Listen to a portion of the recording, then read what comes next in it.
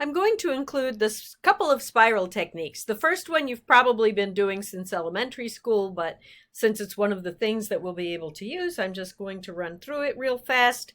And the second one is a little different and a little trickier, but it's really cool. So with a spiral, we want to start with a circle. There's my circle.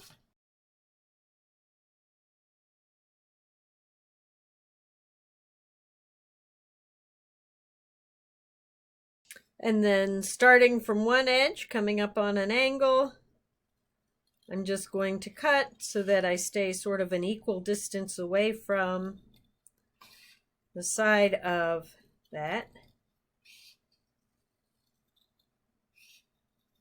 And make my spiral round and round, round and round.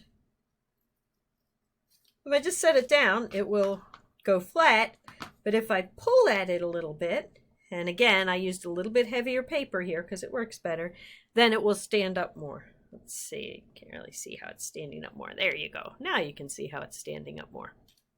So that's the first spiral technique. The second spiral technique, oh, I got to use red paper for this. We're going to start with a circle, and let's make a little bit bigger of a circle this time.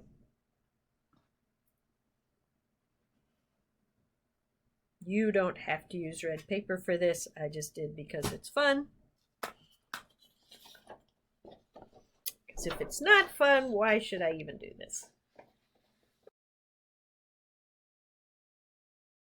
Do make your circle a little bit bigger this time compared to the other techniques that we've been doing. That you do want to do. Red or pink or whatever, that's up to you. Or white. Whatever paper you have to hand. And this one is just a regular weight paper. It's not heavier like that blue I used a minute ago. There's my circle. I'm going to do the spiral again, but this time, that time I went, you know, maybe 3/8 of an inch or so wide. Now I want it a little bit wider. I want it like about as wide as my thumb as I'm cutting here. So I'll start narrow here, but I want to leave it a little bit fatter. That's a pretty fat thumb there.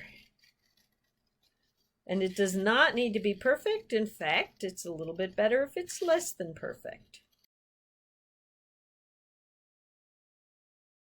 So we had the little spiral pulled out.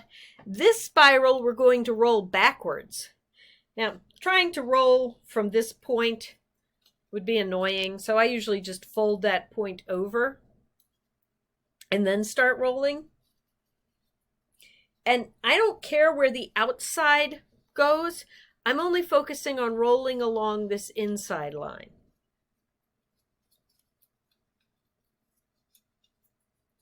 And the outside's going to go weird sometimes, and I'm not going to care.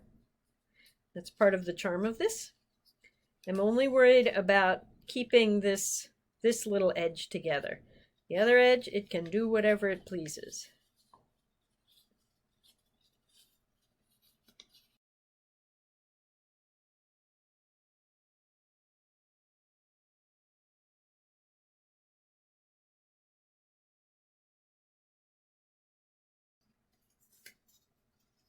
Keeping that bottom edge together. Now, you're so used to me saying teeny tiny drops of glue, right? To every rule, there's an exception, and this is it. Now I want to make a puddle of glue, and I want to make it on that circle that was the center of my spiral. And here's why. There's my puddle of glue. Just what I'm always telling you not to do. But there's a reason for everything. So now I'm going to set all this little edge that I've kept together in that puddle of glue, push it down and let it unwind. And look, it's a rose. You see that? I gotta let my glue dry. You're gonna have to hold this one a little while. If your rose is too much of a rose bud and not enough of an open rose, you can untwist it a little bit more. You can play with it. But the irregularity in the amount that it was cut helps to create this idea of a rose as well. Oh, there we go.